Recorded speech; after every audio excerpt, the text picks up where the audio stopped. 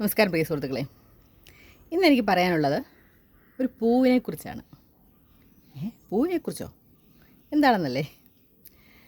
എൻ്റെ ചെറുപ്പത്തിലെന്ന് വെച്ചാൽ ഞാൻ 10ലോ 12ലോ പഠിക്കുന്ന പ്ലസ് ടുവിനോ പഠിക്കുന്ന സമയത്ത്, പ്രീ ഡിഗ്രിക്ക് പഠിക്കുന്ന സമയത്താണെന്ന് എനിക്ക് തോന്നുന്നു, ഒരുപാട് കാലമായിട്ട് ആറ്റുനോറ്റ് വളർത്തിയ ഒരു നിശാഗന്ധി, അതിലൊരു പൂ വിരിഞ്ഞു. അപ്പോൾ ഞങ്ങൾ രാത്രി 12 മണിക്കല്ലേ ഇത് പൂർണ്ണമായിട്ടും വിരിയുള്ളൂ. 12 മണിക്ക് ശേഷം അത് കൂമ്പിത്തുടങ്ങും. രാവിലെ നോക്കുമ്പോൾ നമുക്ക് ഇതിൻ്റെ ഭംഗി ആസ്വദിക്കാൻ പറ്റില്ല.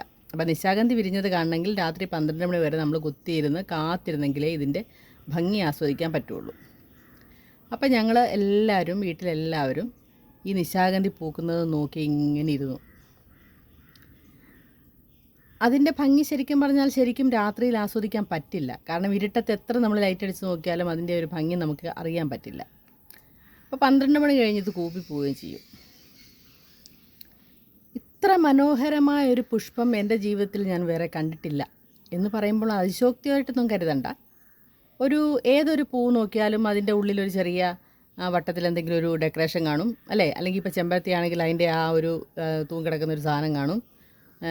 ഈ പറഞ്ഞ പോലെ അങ്ങനെ എല്ലാ പുഷ്പങ്ങൾക്കും അങ്ങനെയൊക്കെയാണ്, അല്ലേ? ഏതൊരു പുഷ്പം നോക്കിയാലും, അല്ലേ? ഇപ്പം ഈ പറഞ്ഞ പോലെ ശംഖുപുഷ്പം നോക്കിയാൽ അങ്ങനെയാണ്. നമ്മുടെ മുറ്റത്ത് നല്ല ജമന്തി ആയിക്കോട്ടെ, എന്തായിക്കോട്ടെ, അതിൻ്റെ പ്രത്യേകത അങ്ങനെയാണ്. പക്ഷേ അതിലൊന്നുമില്ലാത്ത കുറേ കാര്യങ്ങൾ ഈ നിശാഗന്ധിയിലുണ്ട് എന്നുള്ളതാണ് സത്യം. സത്യത്തിൽ നമുക്ക് വീട്ടിൽ നമ്മുടെ ഏറ്റവും ഇഷ്ടപ്പെട്ട പുഷ്പങ്ങൾ നമ്മൾ ഭഗവാന് സമർപ്പിക്കും, വിളക്കിങ്ക വെക്കും, അല്ലെങ്കിൽ അമ്പലത്തിൽ പോകുമ്പോൾ അമ്പലത്തിൽ കൊടുക്കും. പക്ഷേ അതും പറ്റില്ല. രാവിലെ നോക്കുമ്പോൾ ഇത് കൂമ്പിക്കിടക്കും, ഇതുകൊണ്ട് അമ്പലത്തിൽ പോകാൻ പറ്റില്ല. ഇതിൻ്റെ ഒരു മണമുണ്ട്, നിശാഗന്ധിയുടെ ഒരു മണം. അതാ വിരിയുന്ന സമയത്ത് മാത്രമേ ഉണ്ടാവുള്ളൂ. രാവിലെ നമ്മൾ എത്ര നോക്കിയാലും അതിനൊരു മണവും കാണുകയില്ല, ഒരു ഗുണവും കാണുകയില്ല. പക്ഷേ അപ്പോൾ അന്നത്തെ എൻ്റെ ബുദ്ധിയിൽ തോന്നിയ ഒരു കുരുട്ടുബുദ്ധി എന്ന് വേണമെങ്കിൽ പറയാം, അതിന് ബുദ്ധി എന്ന് പറയാൻ പറ്റില്ല, ശരിക്കും കുരുട്ടുബുദ്ധിയിൽ തോന്നിയ ഒരു കാര്യം, അതായത് ആ 12 മണിയായി അത് വിരിഞ്ഞ് എല്ലാവരും കണ്ടതിന് ശേഷം 12 മണി കഴിയുമ്പോൾ ഇത് കൂമ്പി പോകുമല്ലോ. അപ്പം ഞാൻ കറക്റ്റ് വിരിഞ്ഞ് നിൽക്കുന്ന സമയത്ത് ഞാനത് ഇച്ചിരി താഴെ നിന്ന് കട്ട് ചെയ്തെടുത്ത് ഫ്രിഡ്ജിൽ വെച്ചു. സത്യമായിട്ടും പറഞ്ഞ കേട്ടോ, ഫ്രിഡ്ജിൽ വെച്ചു. എന്നിട്ട് നല്ല വെട്ടം വീണ് പകല് ഞാനതെടുത്ത് കണ്ടപ്പോഴാണ് ആ പൂവിനകത്തെ ഡെക്കറേഷൻസ് എനിക്ക് കാണാൻ സാധിച്ചത്.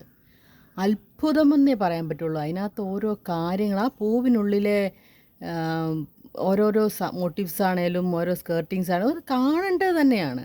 നിങ്ങൾ ആരെങ്കിലും അത്രയ്ക്ക് ശ്രദ്ധിച്ചിട്ടുണ്ടോ ആ പൂവിനെ? ശരിക്കും അത്ഭുതപ്പെടുത്തുന്ന ഒരു നിർമ്മിതി എന്ന് തന്നെ പറയാം ഈ നിശാഗന്ധി എന്ന് പറയുന്ന പൂവ്.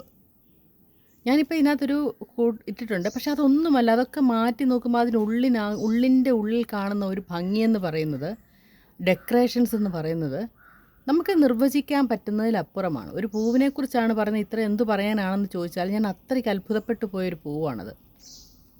എൻ്റെ ജീവിതത്തിൽ ഞാൻ ഇത്രയും കാലത്തിനിടയിൽ എനിക്ക് അങ്ങനെ ഒരു പൂവ് സത്യം പറയല്ലോ കാണാൻ സാധിച്ചിട്ടില്ല. പിന്നീട് ഒരിക്കലും എനിക്ക് അതിൻ്റെ ഈ പറഞ്ഞ പോലെ ഞാൻ പൂവുണ്ടായി കണ്ടിട്ടുമില്ല. പക്ഷേ അന്നത്തെ ആ ഓർമ്മ എനിക്കിപ്പോഴും ഞാനത് ഓർക്കും. അത്രയും ഭംഗിയുള്ളൊരു പൂവ് വേറെ ഞാൻ ഇല്ലെന്ന് തന്നെയാണ് എൻ്റെ ഒരു വിശ്വാസം. കാരണം അതുപോലെയുള്ള കലാപരിപാടികളാണ് അതിനകത്ത് കാണിച്ചു വെച്ചിരിക്കുന്നത്. അപ്പം നിങ്ങളുടെ ആരുടെയെങ്കിലും മുറ്റത്ത് ഇതുപോലെ നിശാഗന്ധി പൂക്കുകയാണെങ്കിൽ അത് ഇതുപോലെ എല്ലാവരും കണ്ടതിന് ശേഷം എടുത്ത് ഫ്രിഡ്ജിനകത്ത് കട്ട് ചെയ്ത് വെക്കുക. അപ്പോൾ കുറച്ച് ആൾക്കാർ വരും, അങ്ങനെ അപ്പോൾ അത് മോശമല്ലേ, അങ്ങനെ ചെയ്യല്ലേ. കാരണം ഞാൻ ഒരാൾ പറഞ്ഞ് പറയുന്നു അങ്ങനെ ചെയ്യാൻ പാടില്ല, അത് അങ്ങനെയാണെങ്കിൽ. അപ്പോൾ ഞാൻ ചോദിച്ചു, അങ്ങനെയാണെങ്കിൽ നമുക്ക് മുല്ലപ്പൂ തലയിൽ വെക്കാൻ പറ്റില്ല, ജമന്തിപ്പൂ തലയിൽ വെക്കാൻ പറ്റില്ല, ഒരു പൂ പറിച്ച് നമുക്ക് ഇഷ്ടമുള്ള ദേവനോ ദേവിക്കോ അല്ലെങ്കിൽ ആർക്കും കൊടുക്കാൻ പറ്റില്ല. അങ്ങനെയൊക്കെ ചിന്തിച്ചിട്ട് ജീവിക്കാൻ പറ്റത്തില്ല. അപ്പോൾ ഞാൻ എൻ്റെ അന്നത്തെ ഒരു പക്ഷേ അതുകൊണ്ടാണ് എനിക്ക് ഇത്രമാത്രം ഇപ്പോഴും ആ പൂവിനെക്കുറിച്ച് ഓർത്തിരിക്കാൻ സാധിക്കുന്നതും ഇത്രമാത്രം എനിക്ക് പറയാൻ സാധിക്കുന്നതും. കാരണം ഒരു പക്ഷേ ഭഗവാൻ നമ്മളോട്, അല്ലെങ്കിൽ ഈ അദൃശ്യശക്തി, അല്ലേ, ഇനിയും ഭഗവാൻ ഇല്ലെന്ന് വിചാരിക്കുന്നവരുണ്ടാവും, അവർക്ക് വേണ്ടി കൂടെയാണ് അദൃശ്യശക്തി നമ്മുടെ ഉള്ളിലെ നന്മ കാണിച്ചു തന്നോ ആവാൻ വേണമെങ്കിൽ അങ്ങനെയൊക്കെ ചിന്തിക്കുന്നതൊക്കെ ചിന്തിക്കാം. പക്ഷേ ഞാൻ അതിനകത്ത് ആ ഭംഗി മാത്രമേ ആസ്വദിക്കുന്നുള്ളൂ കേട്ടോ. അതൊരു വല്ലാത്ത ഭംഗി തന്നെയാണ്. ഓരോ മനുഷ്യൻ്റെ ഉള്ളിലും ഇതുപോലെ ഓരോ ഭംഗിയുള്ള കാര്യങ്ങളുണ്ട്, ചിന്തകളുണ്ട്. പക്ഷേ അതൊക്കെ നമ്മൾ പലപ്പോഴും ഇതുപോലെ പുറത്തോട്ട് പറയണം, അല്ലെങ്കിൽ നമ്മളത് പ്രകടിപ്പിക്കണം തോന്നുമ്പം നമുക്കതിനെ എപ്പോഴൊക്കെയോ പിടിച്ച് പുറകോട്ട് വലിക്കുന്നതാവാം. എന്തായാലും നിങ്ങൾ ആരെങ്കിലും നിങ്ങളുടെ മുറ്റത്ത് നിൽപ്പുണ്ടെങ്കിൽ, അല്ലെങ്കിൽ ആർക്കെങ്കിലും ഇതുപോലൊരു അനുഭവം നിങ്ങൾ ശ്രദ്ധിച്ചിട്ടുണ്ടെങ്കിൽ നിങ്ങളൊന്ന് കമൻറ്റ് ചെയ്യുക. നിങ്ങളുടെ വീട്ടിലെ ആരുടെയെങ്കിലും മുറ്റത്ത് ഇതുപോലെ വിരിയാറായി നിൽപ്പുണ്ടെങ്കിൽ അതിൻ്റെ ഫോട്ടോ ഉറപ്പായിട്ട് ഇടണം കേട്ടോ. അത് പകൽ വെളിച്ചത്തിൽ ഇതുപോലെ കട്ട് ചെയ്ത് ഫ്രിഡ്ജിൽ വെച്ച് നോക്കിയാൽ മതി. അത് കറക്റ്റായിട്ട് അങ്ങനെ ഇരിക്കും. കുബിപ്പോത്തില്ല, അങ്ങനെ തന്നെ ഇരിക്കും. അപ്പം കമൻറ്റ് ചെയ്യുക. നിങ്ങളൊക്കെ ഇത് ശ്രദ്ധിച്ചിട്ടുണ്ടെങ്കിൽ കമൻറ്റ് ചെയ്യുക, ലൈക്ക് ചെയ്യുക, ഫോളോ ചെയ്യുക. സന്തോഷമായിട്ടിരിക്കുക. Happy day.